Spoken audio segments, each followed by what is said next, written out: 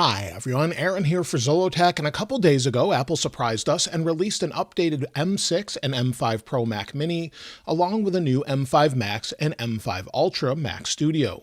Along with the new Macs, Apple also updated the polishing cloth and its keyboards with some changes. So I picked one up as I actually need one, and these start at $99 without Touch ID, $149 with Touch ID, but if you want the one I have with the Numeric Keypad, you're going to go up to $179, and then in the black model that I have here, it's $199.99. So it's a little bit more expensive, but this sort of matches everything I have. If we swap it over here to the back, you'll see that it says Magic Keyboard with Touch ID and Numeric Keypad. Again, it's USB-C. So let's go ahead and open it up here. And they have made some changes to it. And you can see the model information here. So again, it's the latest one. You can see up here in the top left of the sticker. And if we remove it from the box here, let's take a look. And here is the keyboard itself. So let's see if we can pull it out of the package. So we've got the keyboard. We've got a little pamphlet here of information.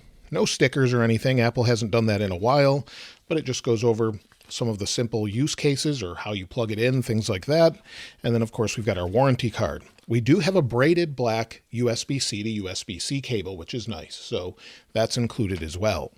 Let's set that aside and take a closer look at the keyboard. So here is the keyboard itself. Let's unwrap it.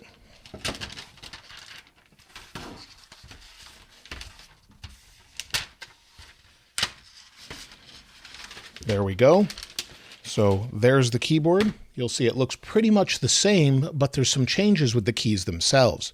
Now on the back here, you can see that we do have USB-C, and I thought for a moment it might have been curved, but it looks like it's a pretty straight keyboard here. Of course, we have our antennas, and everything's pretty much the same as far as the way it looks. On the back here, you'll see it looks the same as well. So no real changes here, and of course, it has an internal battery. I've never had one of these batteries go bad so far, but I have had the keyboard wear out a little bit. You'll see the key that's labeled A is completely worn out. I'm not sure why this happens, but this happens on every one of my keyboards with the black keys. So I use this for editing in Final Cut Pro. This is my #1 used keyboard. And yes, I do think there are better keyboards out there, but aesthetically and how they go with the Mac with Touch ID, that's a must for me. So I would love to see maybe an external Touch ID sensor, but at this time, this is what I'm using because of that. But I do prefer some other keyboards. But again, there's just not a lot of options when it comes to that because there's no Touch ID for me. Another reason I like it is it goes along with the Magic Trackpad and fits the dimensions perfectly. So again, everything is symmetrical, sort of the same. And of course, that's what Apple's known for. So that's a reason I use that. But let's take a look and compare the keys because we do have some differences here. So the old one is on the top, the new one's on the bottom. And one of the things you'll notice is a lot of the keys have changed. So for example, they've changed the keys that have to do with caps lock, all of the sort of function keys. So Tab, we've got caps lock, shift, as well as delete or enter, and you'll see all of them have different symbols. So before the text was written out where it would say delete, return, and shift. Now it's just symbols.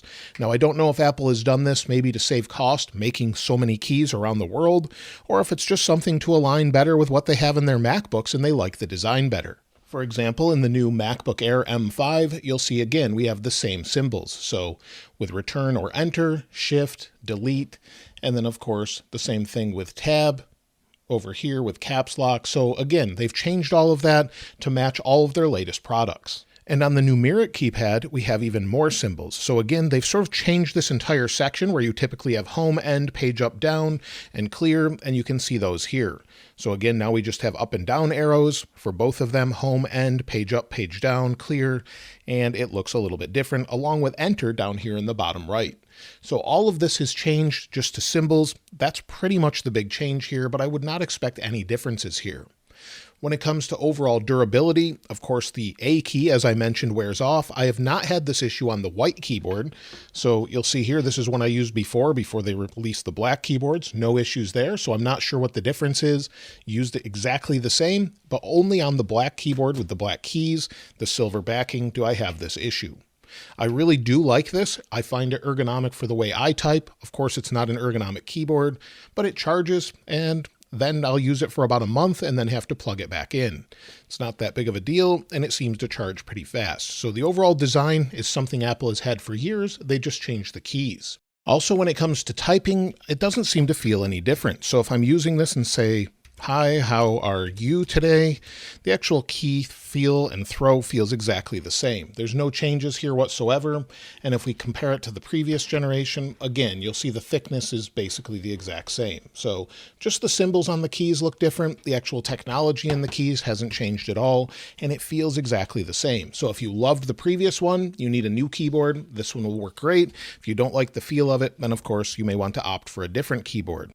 Now, one of the other things we can do with the Magic Keyboard is we can pair it to other Apple accessories. So if maybe you have an iPad or an iPad Pro and you don't want to use the Magic Keyboard, you can simply pair it to it. So let's go ahead and disconnect this keyboard, and then we'll get it connected to the actual new Magic Keyboard. So we'll go ahead and open this up here, unlock. Now, the fastest way to pair is we'll just plug it in here. We'll plug it into the iPad itself. That pairs it right away. Then we can simply unplug it. You can charge it, of course, using the iPad just like that. And if you had maybe a stand for this or a different case, that would be great. And then, of course, now we can just use it. Hold Command Space. It brings up Search or Ask. Works great like you would expect. Go into Notes. This is a new note on the 2026 Magic Keyboard with Numeric Keypad. And so it works just fine like you would expect. And of course, you'll see it here where everything is what you would expect with the keyboard. The nice thing is, now that we have the newer keyboard, press this button, we've got all our emoji down here in the bottom left, and you've got all of the latest things to go along with it. So that's a great addition. And of course, you can even use it with your iPhone. So we'll bring in the iPhone here. Again, we'll connect it the exact same way. Get it paired up so that we can use it with the iPhone. This works with game controllers and everything else. So there we go. And again, we can bring up whatever we'd like. So if I disconnect it now, it will be wireless.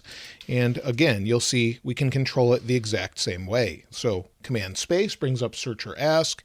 And if we go into Notes, again, this is a note on iPhone, a note, not a motor. Note on iPhone 17 Pro Max using the new Numeric Keyboard version of the Magic Keyboard. And there you go. It works just like you would expect. If you want to use it with an iPhone, of course, you don't need the number pad version, or whatever you want will work with this. And that's one of the reasons I love using this keyboard, is it just pairs seamlessly with all of Apple's devices. Now, if you've never used one of these, the sound is pretty pleasing overall. So let me move the microphone so you can hear it, and we'll continue typing.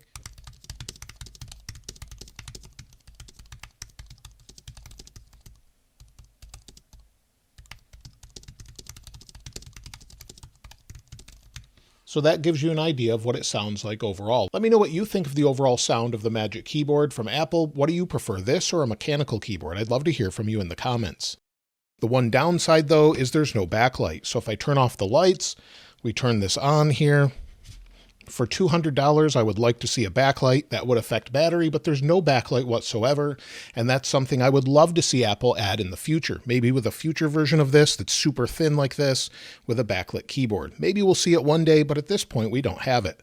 It's only in basically third-party keyboards or MacBook Pros. Of course, we do have it in the MacBook Air, just not the MacBook Neo. So other than that, that's a change I'd love to see in the future. Let me know what you think about the overall key symbols. They don't really bother me whatsoever. I know what they are. I've been using a keyboard for years, but maybe some people would be confused by that. If they're new to using it, maybe they're a child, but they'll figure it out either way. Let me know what you think of the change in the comments below. And also, one other change I may have noticed is, I don't know if this is over time, but the actual shade might be slightly different. You may not be able to see that on camera. But either way, that's the small change. Let me know what you think about the keyboard. What keyboard do you use? Do you use the one that Apple includes?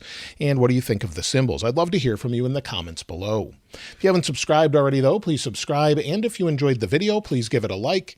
As always, thanks for watching. This is Aaron. I'll see you next time.